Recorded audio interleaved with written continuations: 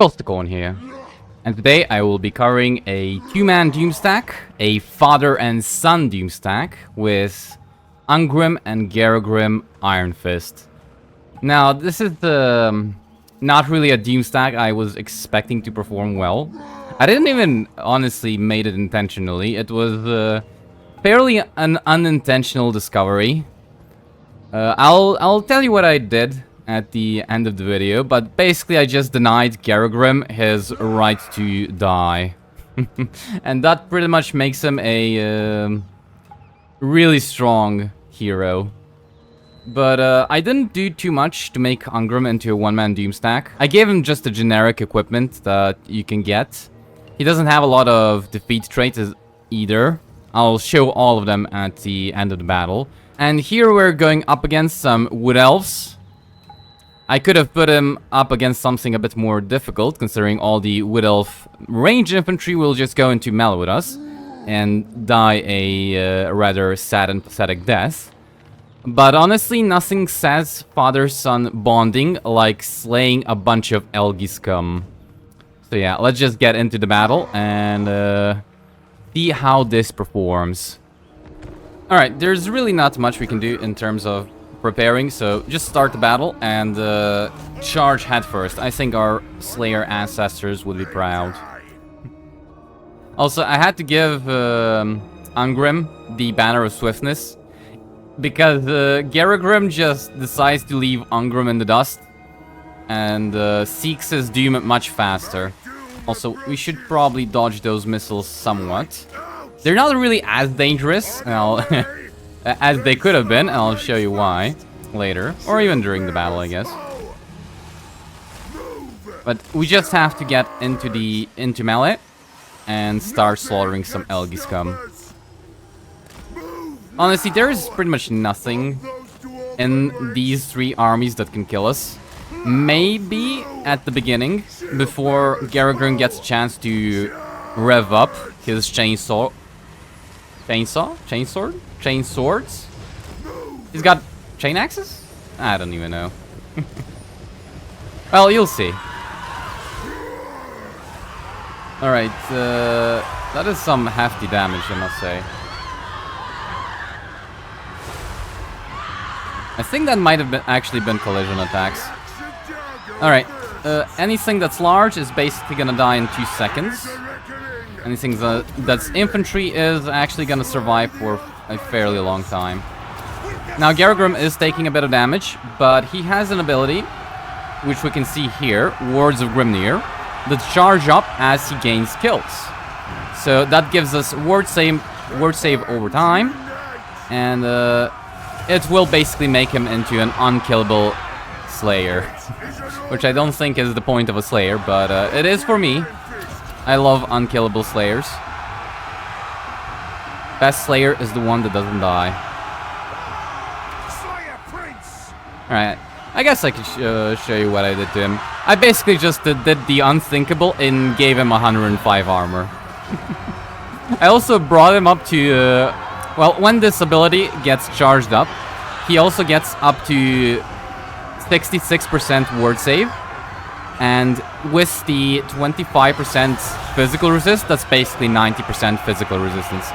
So, usually, you would only see that sort of resistances on Legendary Lords, where you gave them a bunch of defeat traits, like Wurzag, Archeon, Prince Sigvald, the Magnificent, and so on. But with Garagrim, since he can't get any Legendary Lord defeat traits, this is all just basic stuff you can do in any campaign. You don't have to run down stuff, run down Legendary Lords, you don't have to chase factions. I didn't even give Ungrim the Nemesis Crown, just to make it even more accessible, so you can do this with basically everybody.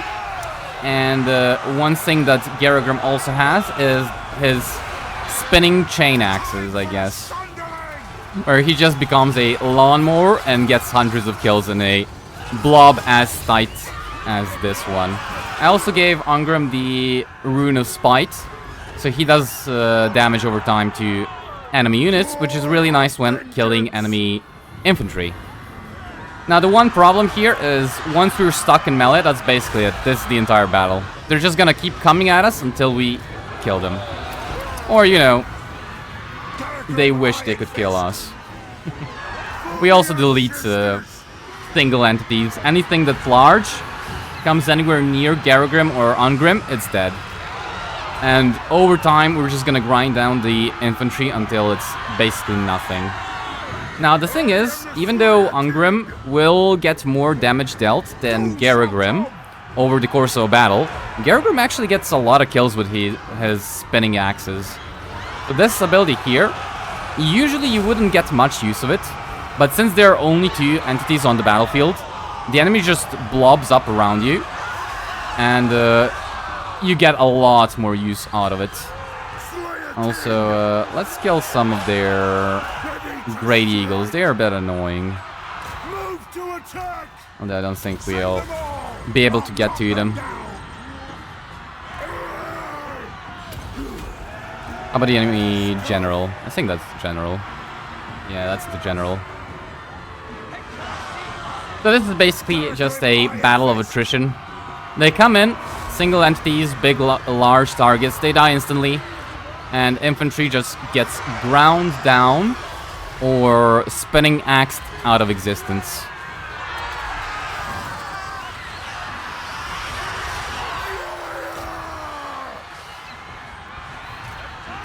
Alright, 7 seconds until he can do that one again.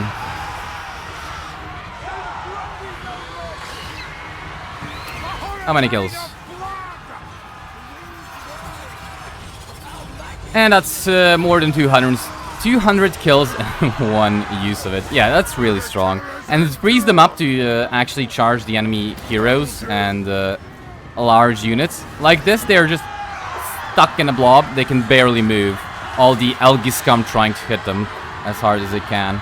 But our 100 armor just preventing most of the damage the wood elves can dish out, especially in melee, considering most of them are just range infantry. I could have definitely gone up against a faction that had much stronger units in melee. Maybe the greenskins, but honestly, I don't think it would have made much of a difference. We still would have won.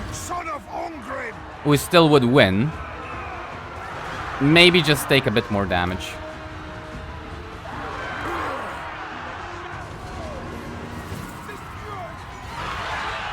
Attack the earth!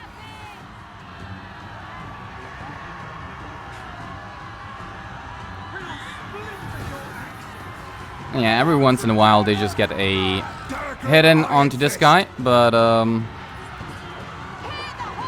yeah, it's really a bit problematic for them to move out of this cluster of algae scum. Oh well, in 30 seconds we can just get another 200 kills. And now this ability is fully charged. So now if we have a look at Garagrim's stats, so he has 66% ward save, 25% physical resistance, which is basically 90% physical resistance. So anything that's physical is dealing only 10% damage to us. And aside from that, it's still 66% ward save. Magic attacks can deal damage, but as long as we kill whatever has magic attacks quickly, it shouldn't be that big of a problem. And yeah, just another 200 kills like nothing happened. And yeah, their heroes just get a big axe in the cranium.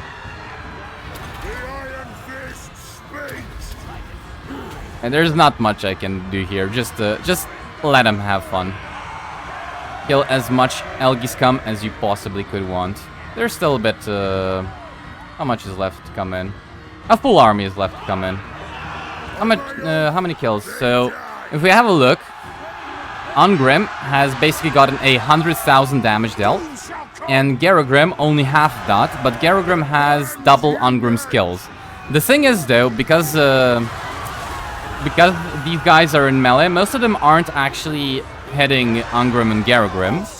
And this ability here, even though it gets like 200 kills per cast, it's it's not really getting all of these units.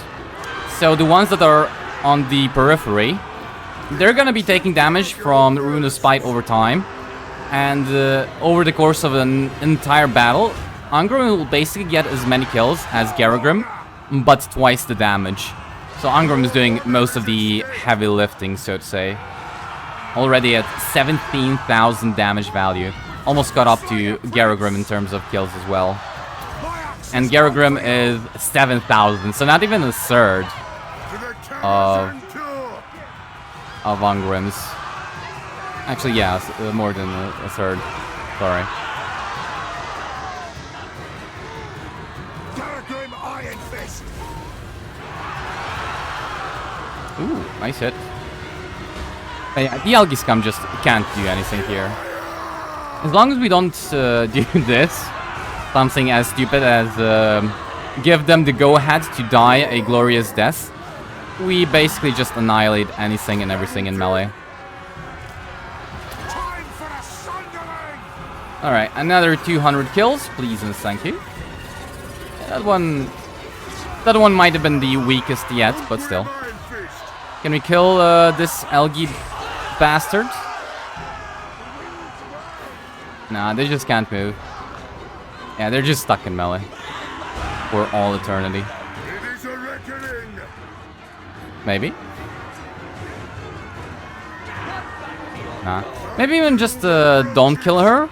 And don't kill this guy. Maybe just let them run off the battlefield so that the infantry stays in combat for longer. Also, they have this spellcaster casting Earth's Blood non-stop. But that really doesn't affect us one bit.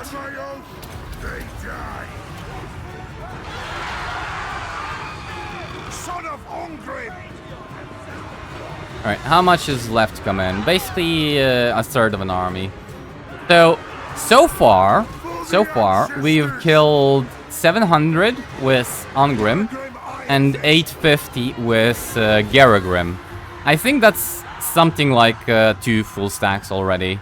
And there's just a little bit left to come in.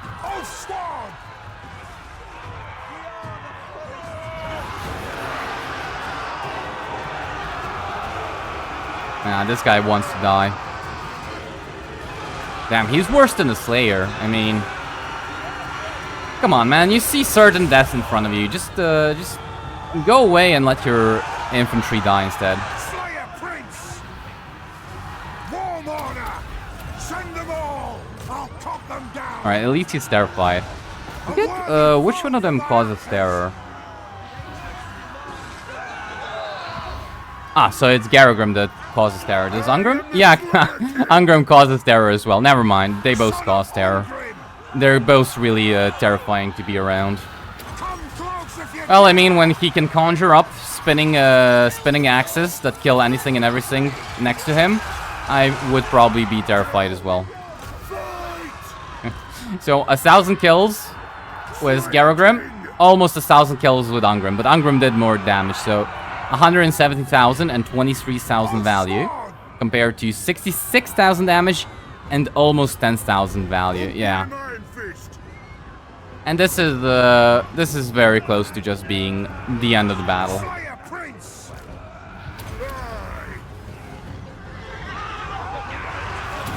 Now, honestly, this battle right here, I think Ungrim would have won solo. But you definitely can go up against harder enemies than this. And I don't think against harder enemies that Ungrim himself would actually win the battle. But combine him with Garagrim, I think they do actually prove to be a fairly strong duo. So there is definitely a reason to bring both Ungrim and Garagrim. It's not like it doesn't matter. It didn't matter in this situation right here, but I thought I might as well just killing Algae Scum for the fun of it.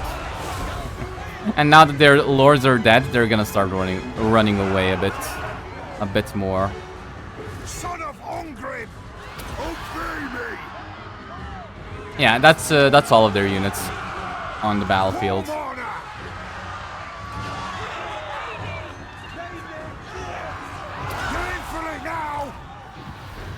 the Slayer strength!